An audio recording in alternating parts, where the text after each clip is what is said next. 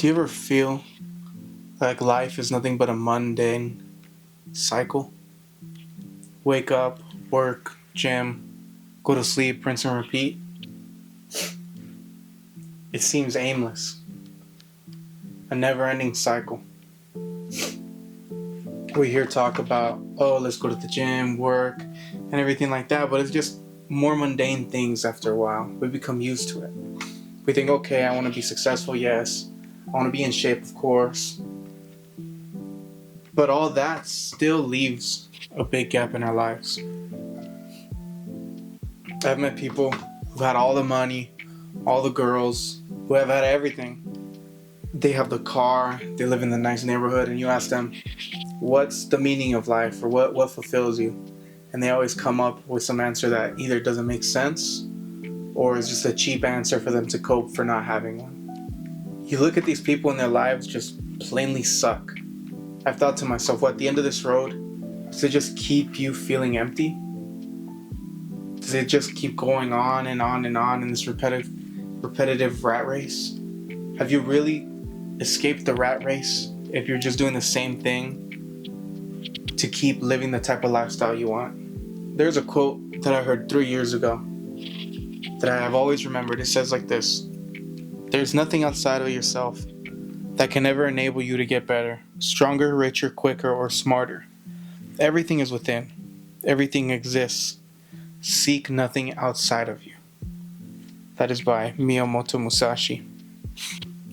The self-improvement mainstream tells us to quench the thirst of our desires.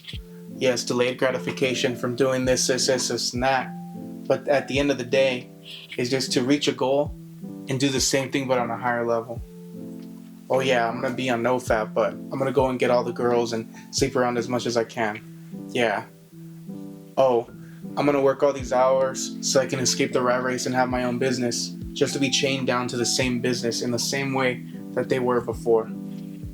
Or how to band-aid our wounds with what our carnal mind tells us. Yeah, I'm going to go get girls. Yeah, just be an alpha. Yeah, go get the $1 million cars. Everything is so external based. And mainstream self-improvement will tell you, okay, this is what being happy is. But that just leaves you more empty. But this won't make you happy. Many talk about being fathers, or some even talk about having multiple girlfriends, but who you are right now, would he be a good father? You see, we can't believe this. We have to understand that people are missing internal love and peace. Just as Christ references in the Bible when it says, a peace without understanding. All fulfillment comes from within. Every answer is from within. That is the reason for this Bible verse. It says in Matthew 19:24, and again I tell you, it is easier for a camel to go through the eye of a needle than for a rich person to enter the kingdom of God. With keeping that in mind, wouldn't it make sense that we could reach the kingdom of God here? Or in our spirit?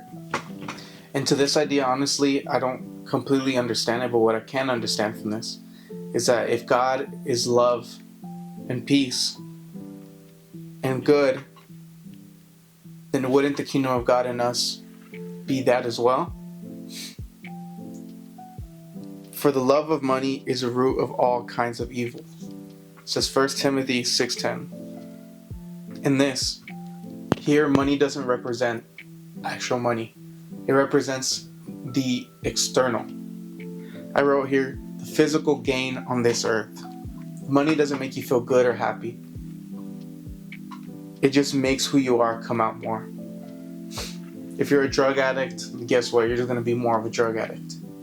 If you're sad, then guess what? You're just going to be a sad guy with money. I've met people, millionaires, dudes with millions of dollars, that all the money did and all the success did and all the drive did, all the things that they worked for, just made their lives even worse.